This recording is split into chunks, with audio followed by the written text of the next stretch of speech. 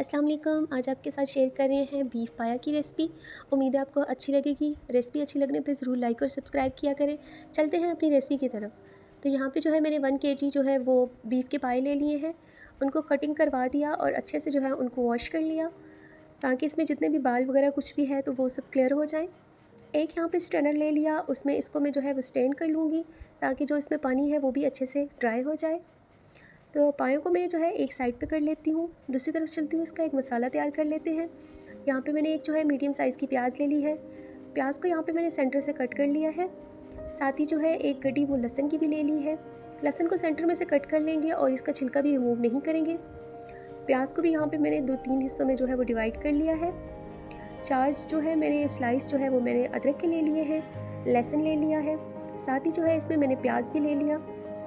प्याज को भी मैंने रफली जो है वो कट कर लिया था।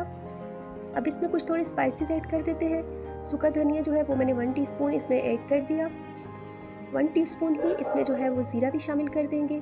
ये सारे साबुत खड़े मसाले हैं। अब यहाँ पे लौंग भी शामिल कर दी, मोटी इलायची, जायफल, यहाँ पे मैंने बादियान के फूल, 10 से 20 अदद जो है इसमें वो काली मिर्च भी ऐड कर दी, सब्ज़ इलायची 10 से 12 दाने, और यहाँ पे साथ ही इसमें दालचीनी भी ऐड कर दी। सारी चीज़ें यहाँ पे मैंने शामिल कर दी हैं और ये सब खड़े मसाले अब एक पोटली में शामिल कर दूँगी। तो ये पोटली हमने कहाँ किस टाइम यूज़ करनी है वो भी मैं आपके साथ शेयर करूँगी, तो वीडियो के साथ बने रहें। पोटली को यहाँ पे जो है अच्छे से मैं गिठान दे दूँगी। चारों तरफ से इसको कवर करके इसको मैं यहाँ पे बांध दूँगी, ताकि हमारी पोटली जो है वो खुले नहीं। तो वीडियो को फुल वॉच किया करें, तभी आपको स्टेप बाय स्टेप समझ आएगी। अब यहाँ पे मैंने जो है कुकर ले लिया है। कुकर में मैंने जो है वो अपने पाए जो है वो ऐड कर लिए हैं। पानी यहाँ पे अपनी चॉइस के मुताबिक आप ऐड कर सकते हैं। मैंने तकरीबन इसमें 2.5 लीटर जो है वो पानी ऐड कर दिया है। पानी ऐड करने के बाद साथ ही मैंने इसमें नमक भी ऐड कर दिया है। तकरीबन 1.5 टीस्पून मैंने नमक ऐड किया है। बॉयल आने के बाद आप देख सकते हैं इसके ऊपर एक छाग सी आ गई है, उसको यहाँ पर मैं रिमूव कर दूँगी, क्योंकि उसका इसमें कोई काम नहीं। इसी वजह से मैंने जो है इसमें से सारी वो रिमूव कर दी है। हल्की आंच पे यहाँ पे मैं पायों को पका रही हूँ। सारी झाग यहाँ पे रिमूव कर दी है। साथ ही जो है इसमें अब मैं अपनी पोटली भी ऐड कर दूँगी, जिसमें मैंने सारे मसाला जात शामिल किए थे, ताकि जितना भी फ्लेवर है वो सब हमारे पाए में आ जाए। यहाँ पे अच्छे से बॉयल आ गया है। तकरीबन 1 घंटे के लिए मैंने कुकर को ओपन रखा और 1 घंटे के लिए इसको मैंने पकने दिया। पानी आप अपनी चॉइस के मुताबिक भी ऐड कर सकते हैं।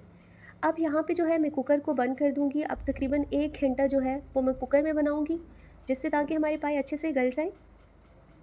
वैसे अगर आम रूटीन में आप बनाना चाहते हैं बग़ैर कुकर के, तो वो तकरीबन 2-3 घंटे जो है वो लगाएंगे। यहाँ पे पोटली जो है इसमें से मैं निकाल लूँगी और इसको मैं साइड पे कर लूँगी। जब ये ठंडी हो जाएगी तो बाद में इसका मैं आपके साथ शेयर करती हूँ कि इसका क्या करेंगे। पानी अगर इसमें आप और शामिल करना चाहें तो आप ठंडा पानी ना इस्तेमाल करें, आप इसमें गर्म पानी भी शामिल कर सकते हैं। यहाँ पे पाए हमारे काफ़ी हद तक गल गए हैं। अगर आपको लगे कि नहीं गले, आप दोबारा भी इसको रख सकते हैं। यहाँ पे काफ़ी सॉफ्ट हो गए हैं, आप देख सकते हैं। अब नेक्स्ट हम जो है वो इसका मसाला तैयार कर लेंगे। यहाँ पे मैंने 1 कप जो है वो ऑयल ले लिया है। साथ ही इसमें प्याज शामिल कर लेंगे। 2 मीडियम साइज़ के प्याज ले लिए, उनको शामिल कर लिया। अच्छे से उनको जो है मैं गोल्डन कर लूँगी, ताकि इनका अच्छे सा कलर आ जाए। यहाँ पे प्याज जो है वो अच्छे से गोल्डन हो गए हैं। अब मैं इनको निकाल के ठंडा करके इनका पेस्ट बना लेती हूँ। पेस्ट यहाँ पे इनका तैयार हो गया है। अच्छे से इनको फ्राई कर लेंगे, ताकि इनका ऑयल सेपरेट हो जाए और अच्छे से भुन जाए। अब यहाँ पे 2 टीस्पून मैंने अदरक लहसुन का पेस्ट भी इसमें शामिल कर लिया है। अच्छे से भून लेने के बाद स्पाइसेस ऐड करते हैं। 1 टीस्पून लाल मिर्च पाउडर, 1 टीस्पून हल्दी पाउडर और 1 टीस्पून नमक इसमें मैंने शामिल कर दिया। नमक हमने पहले भी शामिल किया, इस वजह से नमक अपने टेस्ट के मुताबिक ही इस्तेमाल करें। अच्छे से यहाँ पे मसाले को मैं भून लूँगी। मसाले को यहाँ पे अच्छे से भून लेने के बाद अब मैं इसमें जो है 1 कप जो है वो दही अच्छे से बीट करके शामिल कर देती हूँ। दही को भी यहाँ पे हम अच्छे से भून लेंगे, ताकि जो है वो मसाले में अच्छे से यकजान हो जाए। अब यहाँ पे चलते हैं एक और मसाला तैयार करने के लिए। 1 टीस्पून मैंने ज़ीरा ले लिया, 1 टीस्पून काली मिर्च ले ली, 1 टीस्पून ही यहाँ पे मैंने सूखा धनिया ले लिया। इनको यहाँ पे जो है वो मैं एक मिक्सर में पीस लूँगी। अच्छे से इनका फाइन सा पाउडर बना लेती हूँ। इससे इसकी खुशबू और जायका और इन्हेंस होगा। पाउडर यहाँ पे मैंने तैयार कर लिया है। दूसरी तरफ यहाँ पे हमारा मसाला भी अच्छे से भुन गया है, ऑयल भी इसका सेपरेट हो गया है। अब मैं इसमें जो है वो मसाला ऐड कर देती हूँ।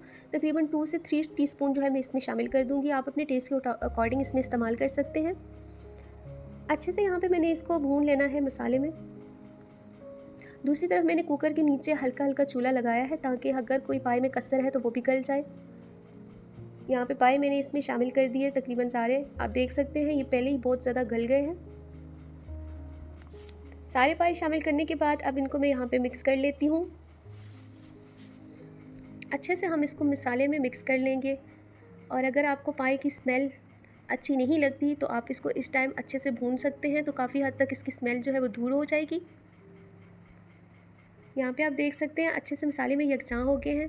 अब पोटली हमारी ठंडी हो गई है तो यहाँ पे मैं जो है उसको भी निचोड़ लेती हूँ ताकि जो भी इसमें थोड़ा कसर है वो भी सारी इसमें चली जाए। सारी पोटली को यहाँ पे मैंने निचोड़ लिया अच्छे से। फिर मैं यहाँ पे इसको मिक्स कर ली हूँ। मसाला अच्छे से रेडी हो गया है। अब इसमें जो है वो पाए की यखनी सारी ऐड कर देती हूँ। अगर आपको और पानी नीड हो तो आप इसमें गर्म पानी भी शामिल कर सकते हैं। अच्छे से मिक्स कर लेंगे यहाँ पे। अब यहाँ पे हमारे पाए को जो है बॉयल आ गया है। तो पाए हमारे माशाल्लाह से यहाँ पे रेडी हो गए हैं। आप देख सकते हैं बहुत ही ज़बरदस्त इनका टेक्सचर है, कितनी प्यारी शक्ल है इनकी।